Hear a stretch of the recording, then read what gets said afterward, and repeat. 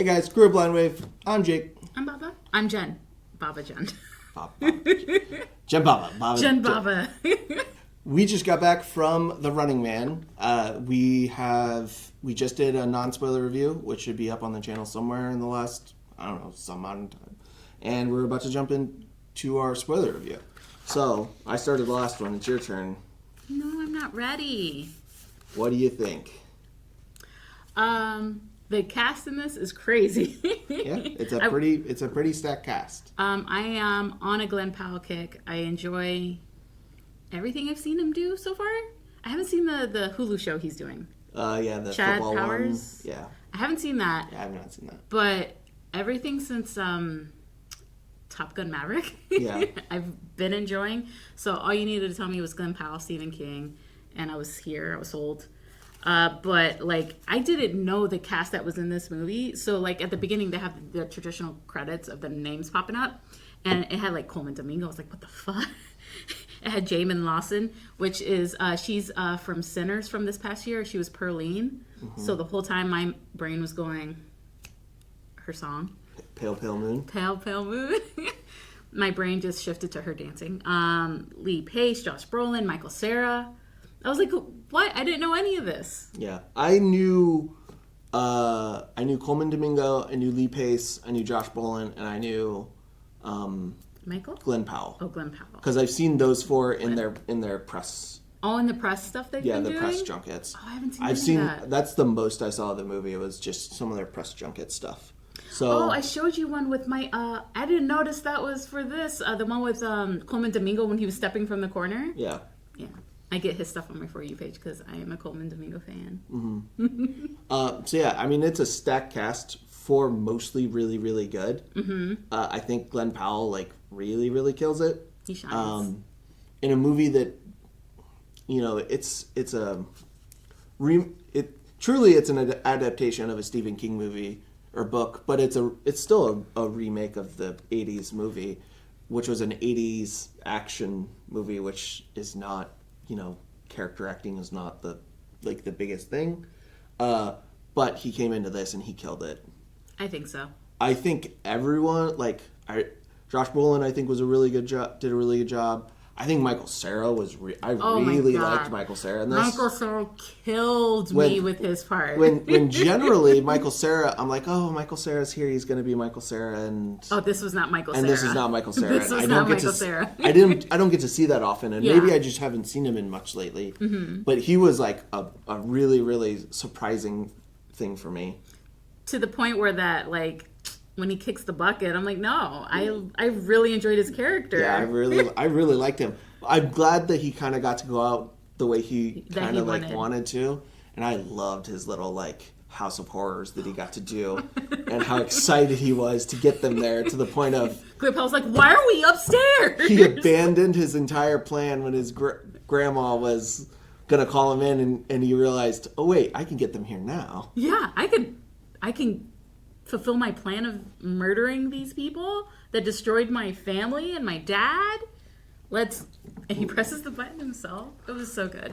Colman Domingo was excellent. Oh, Colman Domingo felt very, I like comparing other things. So he felt very Flick from The Hunger Games. Yeah, I see that. And it was, Colman Domingo could do no wrong. I didn't compare it, but watching this, I was like, oh, he could do which comedian was in The Fifth Element and was Tucker. Chris Tucker. Yes. He could do, he was I was like, oh, he has a bigger build than Chris Tucker, mm-hmm. So you'd have to change a little bit, but the way Colman Domingo likes fashion and his presence and gravitas, he could pull off that role in The Fifth Element 100%. Real well. 100%. Yeah, I really did that one. I really liked him as the host. The host, yeah. The only one, and it's not because I didn't like him, but I feel like he was underused, was Lee Pace. Yeah, because his face is covered for most of the movie. His face is covered almost the entire movie. His character's kind of cartoony in the way of just being exaggerated for TV, so he gets that. But I feel like Lee Pace has such acting chops that hiding his face for 3/4 of the movie and like the stuff he did get at the end was really good. Yeah. But it just does a disservice to like having Lee Pace there, in my opinion. Yeah, I agree. I knew Lee Pace was in the film just because his name popped up at the beginning.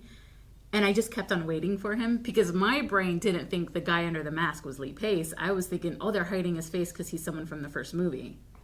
Maybe it's a younger Arnold. I don't know. My brain was just thinking all these things other than Lee Pace. So when it came off, no, I think you were like, that's Lee Pace, like seconds before or something. Oh, I said it way before that because like you telling me though. Oh, I know you knew, but yeah, the second we saw the mask guy and saw the hunters, I was like, oh, that's Lee Pace.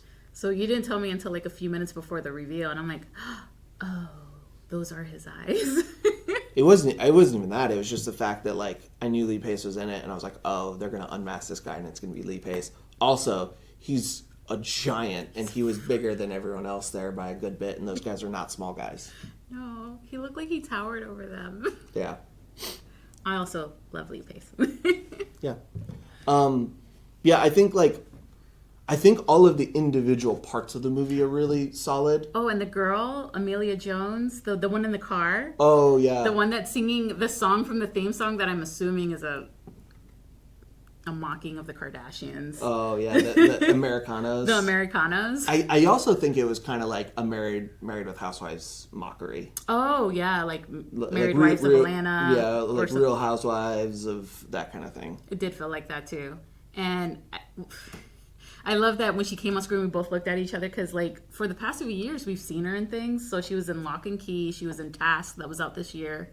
What was the other? Oh, she was in Coda, which is an Apple TV movie that you should see. And the little part she had in this was great, too. Mm-hmm.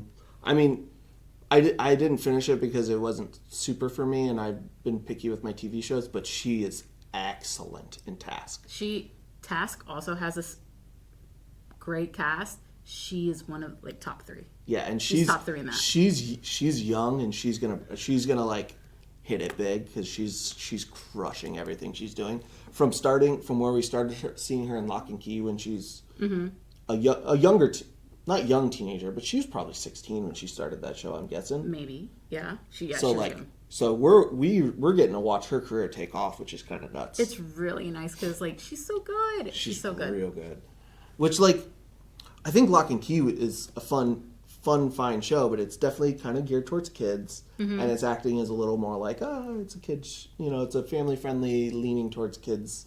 They do a good job, but it's not stuff with weight like this, a lot of it, and she's, like, really coming into being, like, a big, like, heavy, dramatic I hope so. I actress. have to see her more and stuff, but, like, her whole role of seeing the turn of I guess the film I'm digesting is like, it's kind of close to home, but not close to home, but it really hits some points of like reality TV, AI, selling a narrative on television that's not true, but gets the masses going. And like her having that turn of like, you're the bad guy, I'm the good person. And he's like, that scarf, the price of that scarf could have saved my kid. Mm-hmm. So how's a human life feel wrapped around your neck? And like, it's like moments like that like clicked in my head. Well, yeah, I mean, like the biggest theme in the movie or biggest message of the movie is just like the classism and like how the upper class can keep the lower class at bay and at each other's throats and keeping it scraps, and how massive corporations can take power and consolidate power and influence things the more that they control, like. Michael Cera's dad left the force because it was bought out by a corporation, and he didn't believe cops should be ran by a corporation. And that's like the main crux of it all, and like that's the political aspect of it. And I think it's all good. Yeah, I think so.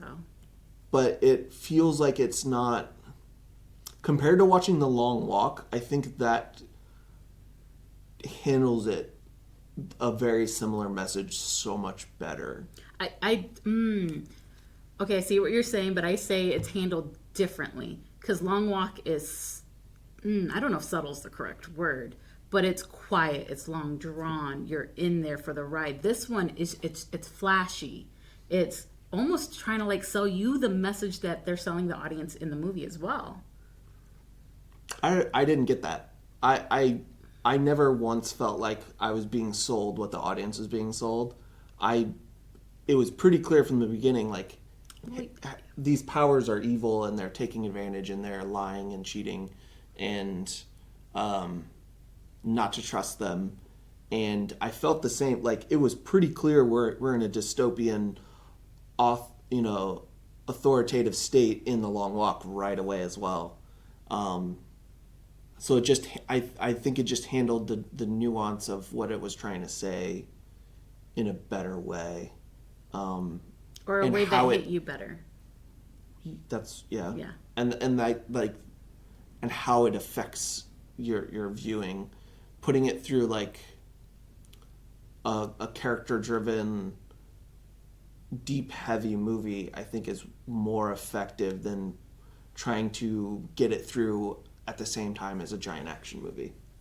Because you're locked in on that message and like how it affects the people in The Long Walk. This you get to end up distracted by the action and how it happens and like the explosions and big of it. And I think that ends up taking away some of it in the way it does it and how it's trying to message. Anything else? No, I hear what you're saying. I do. I don't know. I think it's just hitting two different points, but the same point in different ways. I guess I don't see how. Yeah. But I do like that this shows how the media machine ends up twisting and turning things, and how, even though we can't recreate something to the level of fooling everyone right now like they do with Glen Powell's character, you can still cut people's words off when you want them to. You can still... You can sell a message. You can sell a message. You can, take a quote and twist it and not use it correctly or not give the full context. So, like, watching that being used to lie about these people when it's not something that is provable and science-based that you can research and double-check and look through is effective, because you get to see that where you don't in some other movies. And how that if mega corporations control the media and they get their hands in power, you really don't have anything you can do because they can sell you whatever they want. What they tell you, you can't do anything against it because you can't prove it wrong. You don't have any power to go to oversight it. You can't do anything against it. And I think, and the only way that you can fight against it is just people seeing it in real life and it having to spread that slow, hard way. Yeah, I can see that. There was moments in the movie where I was kind of pulled out because there was, like, at the beginning she was like, when his wife was like, there's people that don't make it out alive. But by the end of the movie, isn't it shown that, like, no one makes it out alive of the Running Man except for, like, Lee Pace? Well, I don't even think the audience knows that he made it out alive. True. So, like, either Glen Powell's character, what's his name? Ben something. It won't scroll. Oh, they did that thing. Oh. Richards. Ben Richards. So, like, when Glen Powell's like, I'll do this and I'll get us money, is he going in thinking that he's going to die halfway, but at least he's going to get his wife the money till his death? At what point? When he goes in, he's like, I'm going to get on any other show but Running Man. And then he's convinced to get on Running Man, and then he calls her. I mean, at that point, I'm pretty sure he expected to die, but he was going to do his best that he could, because at certain intervals, they're promised some money. I think at the first day it was $5,000 new dollars, which a couple $100 was a big deal for them in new dollars. It would have saved at least their kid that day. Which I do really like that. The one that'll tie into the original movie was Arnold was on the new dollar. Yeah, that was cool. So he got to be involved, and I do know that Arnold has talked about, like, any of his movies that he wished he could revisit and redo with a better budget and, like, better resources. It was The Running Man, because he felt like there was more there for them. So I'm glad that he got to see one get made, and I'm glad that he got to like have some kind of presence in it. Well, you told me that like prior to the movie, and that's why I kept on thinking he's going to show up. So I kept on thinking he was under the mask. Well, one, there's no chance that that's Arnold under that mask in any way, shape, or form. Even old man Arnold, he does not look like that. This whole movie's about like AI stuff, so they could have AI'd him. I don't even think it's really all about AI. No. What I mean is like the editing. Yeah. Of like faking something. Yeah. But another point that pulled me out was like toward the end of the movie, when like in my brain I was like, they can fake anything. Why do you think you can keep going? But I guess that was the defeatist in my mind of like, how do you go forward? They can fake they can fake you screaming out a window. They can fake you saying a whole message. They can fake you crashing your plane into this building. Well, they didn't fake that. Well, they didn't fake that. That is true. They were going to let that happen. No, they did. They shot that plane down. Yeah, but it didn't crash into the audience. Oh, no, they never faked that. But they wanted to. No. They were always going to shoot the plane down. Yes. They were just making him look like the bad guy that he was going to try to do that. Oh, I thought they were like, let's kill these innocent people. No, they were going to make him be like, that's why they were self-piloting the plane into the building to make him look like a bad guy. And oh no, we had to shoot him down, and that was the end of his character after 18 days. And then even if he accepted it, that was okay because they wouldn't know he came back. No, because they had a Did he accept the deal? Yeah. Oh, no, the audience, if he accepted the deal, they would have played something different. Okay. And they would have self-landed the plane and healed him, and he would have been Hunter 6, and that would have been his show. Yeah, I'm following. Moment of mistake. But there was just moments of like, how do you move forward? I think the one that really like took me out is like when he first got the girl, and they put him in the situation to like go through the roadblocks. Why is the audience buying that they just are letting him through the roadblocks when he's got her, when they kill other people indiscriminately, and we see it? Mm-hmm. You know, when Katie O'Brien. Why did I say Kathy Bates? Misery? You're thinking Stephen King? No, it's just, I don't know, something about her name. Like, yeah. I think you said Katie O'Brien when you saw her name in the credits, and I think I heard it wrong and it stuck. Katie O'Brien, when she was getting away from the casino, we saw them shoot other people with no issues. That's true. There's other people that die in this, and they don't care, and they'll spin it however they want. Is it because they think there's a hostage in there? But like, why? Like they'll just say, they'll just spin it. But this was, in their mind, a good hostage. Someone worth saving. Yeah, but the other, like, I'm sure that in the history of this, other people of standing, otherwise you would just hide among rich people, and you would survive. I see your points.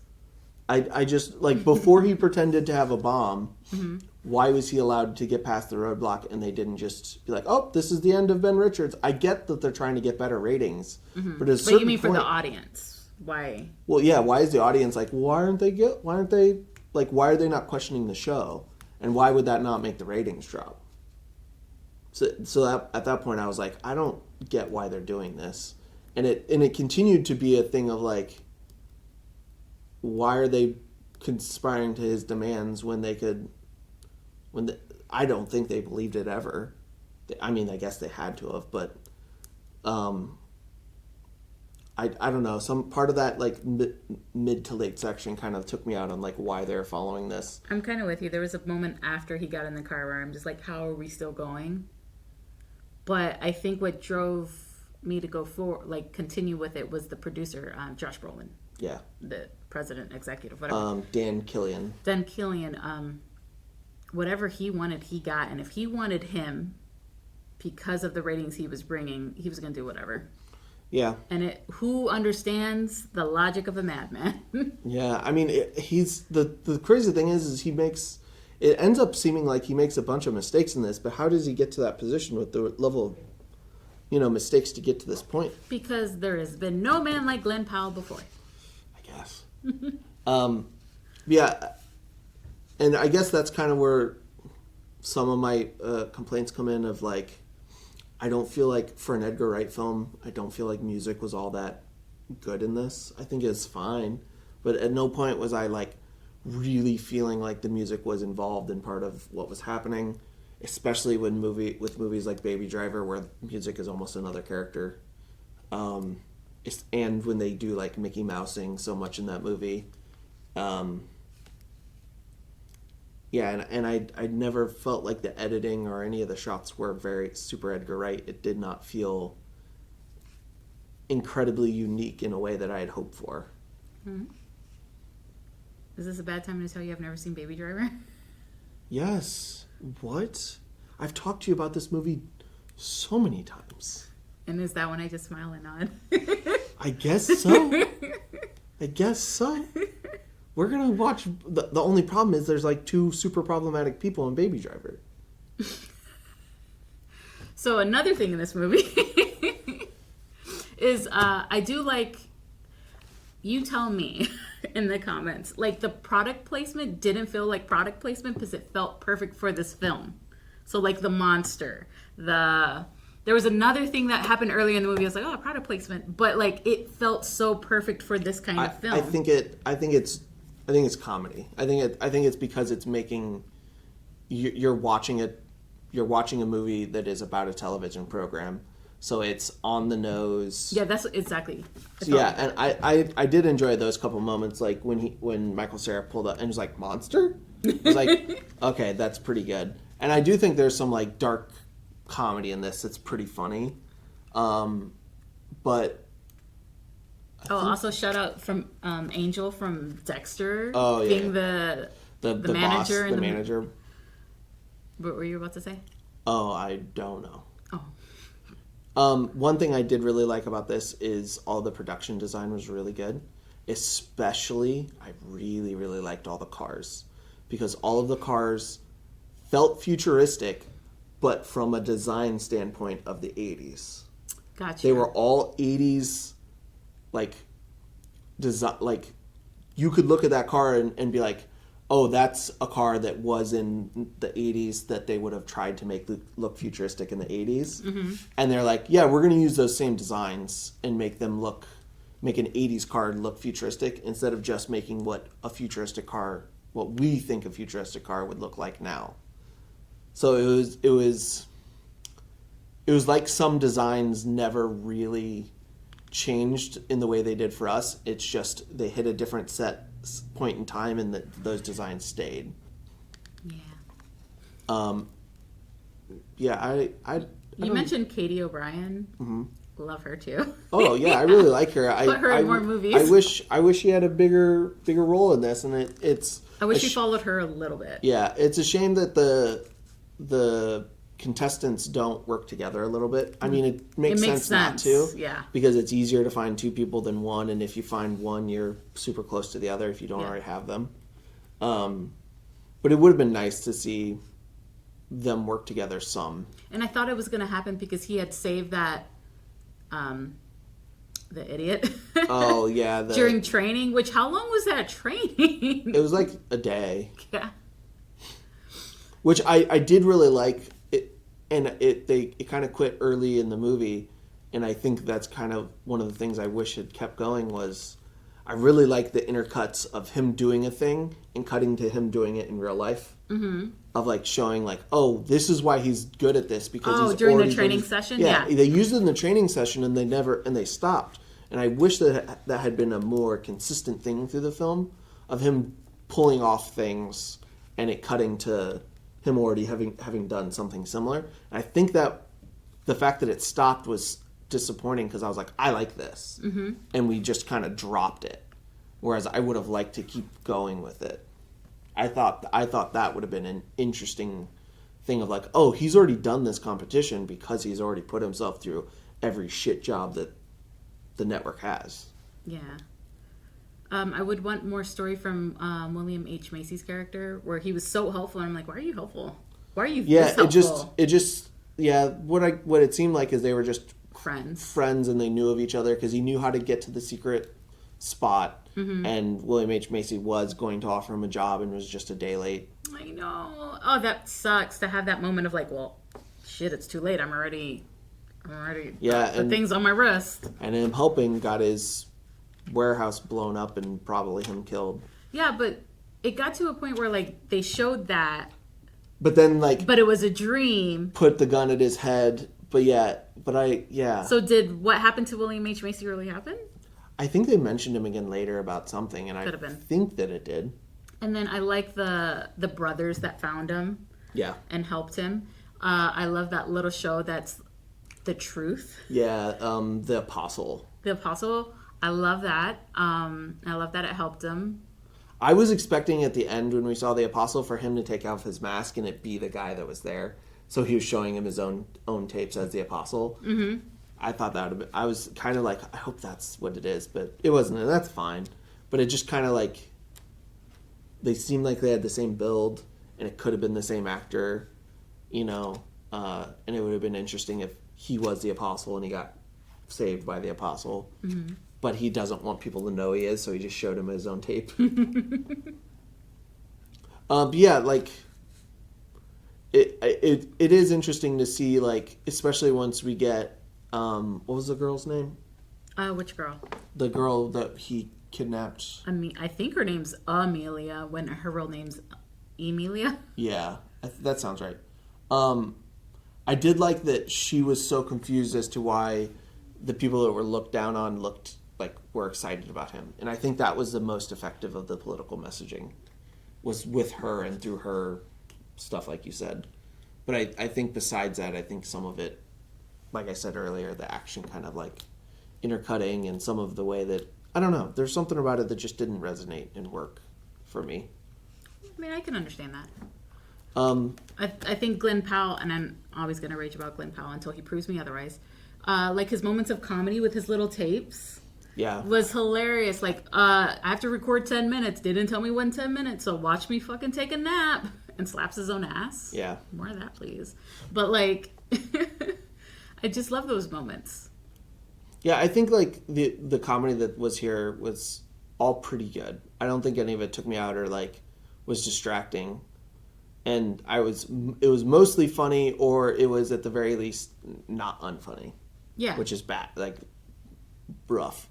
Like, Lee Pace throughout the movie was kind of, like, exaggerated when he had his mask on. And I kind of found that, like, kind of tongue-in-cheek funny that, like, he's playing this uber badass character, so he has to have destiny and fate and his extreme, like, poses with his missile launcher and the kiss and that stuff. So, like, that stuff was funny and, like, in a bleak dystopian way that I enjoyed, but I also felt like that's for ratings. That brings views. That's why it's funny. Is like he's got to be this extra thing because somehow that sells TV. Mm-hmm. Because people are sold on kind of dumb stuff. And I'm assuming that like he's protecting a family that doesn't know he's alive as well. Maybe, or he also talked about getting broken. True. So who knows what he went through on his 29 days? Because he lasted way longer than Glen Powell did. Yeah. He made it to day 29 before he got sold a deal. Oh, sorry. We keep on jumping around, but like the brothers that saved him, and they showed the videotape explaining like the 3 types of people they usually get. Because in the beginning of the movie, I'm like, why would they pick this idiot for the Running Man? That makes no sense. And then they explain, well, they need an idiot to get the views. To get early so that people are like, okay, this... Invested. Yeah, well, if you don't have someone die early, you're like, whatever, I don't have to tune in. You get bored watching over and over again of them not catching them. So you got to have somebody early to get got so you're locked in until the next person goes. But it's also very funny that the people that are perceptive and have to deal through this stuff are the ones that are like, hey man, these are scripts. They're running the same goddamn thing. Yeah, I think that I just recalled the moment. I think the moment that pulled me out or made me go, "How's this still going?" was there was a moment where they see he shows them a videotape of like when they want to get you, they'll just get you, and they show a video camera of someone a video image of someone putting Their envelope in. And then following him. I'm like, they can get him whenever they want. And at that point, he knows that because he saw that. Well, him seeing that makes it seem like he now has the upper hand because he can use that information to play them, and that's why they said pre-record all your tapes. Yeah, and I thought the idea was pre-record all your tapes and somebody else will put them in. That's what I thought too. While you hide away for 20 days. But he also their plan also got kind of thrown off because as soon as they left, there was people chasing them. Well, not only that, but the mom made them leave because of his video. They changed it. Yeah. I'm thinking about the family at the beginning. So he had to go on the run earlier so he didn't get to pre-record them all. He was going to do that when he got to Michael Cera's house, but Michael Cera, he sabotaged his own plan because the bloodthirst was real. Yeah, he wanted his 5 minutes of fun with the guys that ruined his life. Mm-hmm. And he got it. I think Michael Cera is the shining moment in this movie for me. It's probably one of the highlights in that section. In Michael Cera, and then what's the actress name that we keep going back to? Amelia. Yeah, Emilia. I think those two, like the sections of those, are really big highlights. I really like Lee Pace's moments where we get to be like, oh, he's the first. He's not the first Running Man, but the first that almost won. Yeah. And that wasn't a super surprising reveal, but it was a reveal that I enjoyed, and seeing that, like, even getting that close, it was not enough. He still got sucked in by this machine and monster. Do you think anyone's ever won? No, they didn't. How do people keep going? Because what's the encouraging? It's the same as the long walk. But someone always wins the long walk.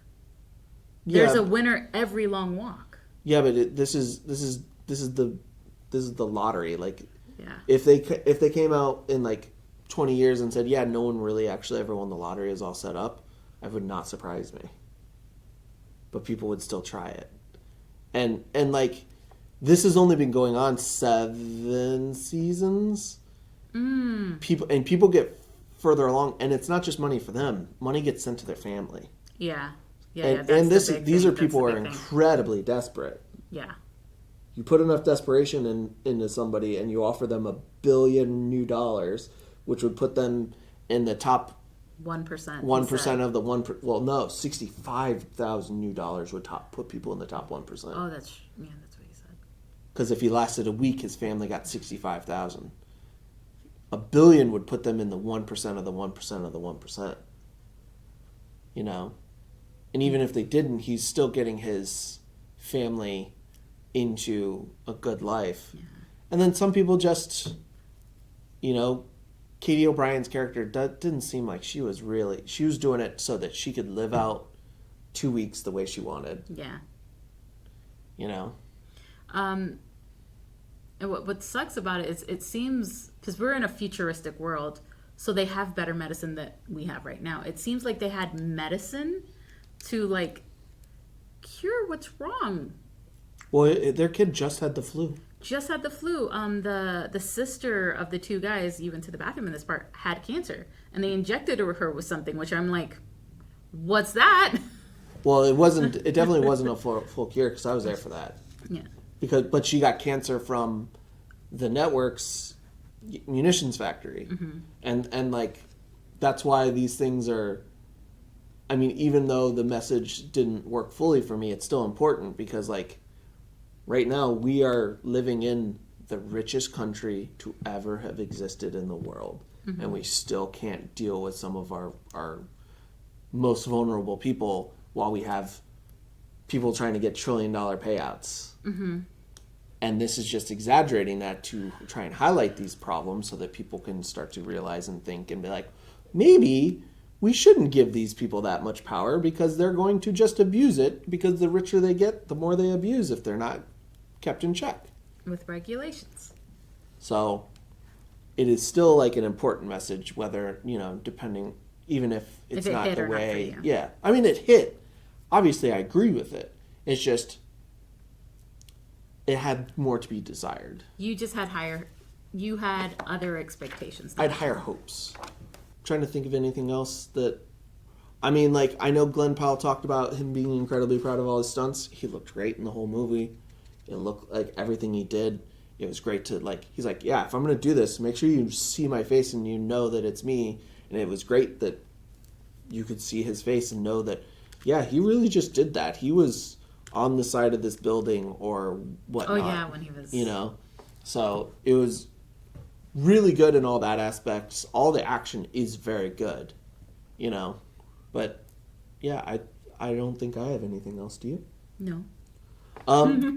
Like we said in the spoiler-free review, if you like action movies, if you like any of the actors involved in this, if you like Edgar Wright, I would suggest going to see this.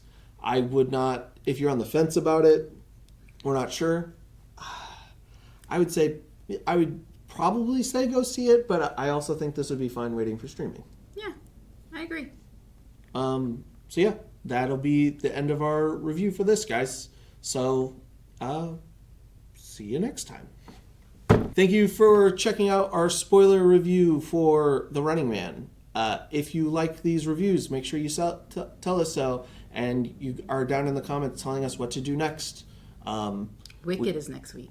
Wicked is next week. We have movies that we are interested in, but we don't know everything that's out, so make sure you're letting us know so that we can maybe catch stuff that we're not aware of. Yeah, anyway.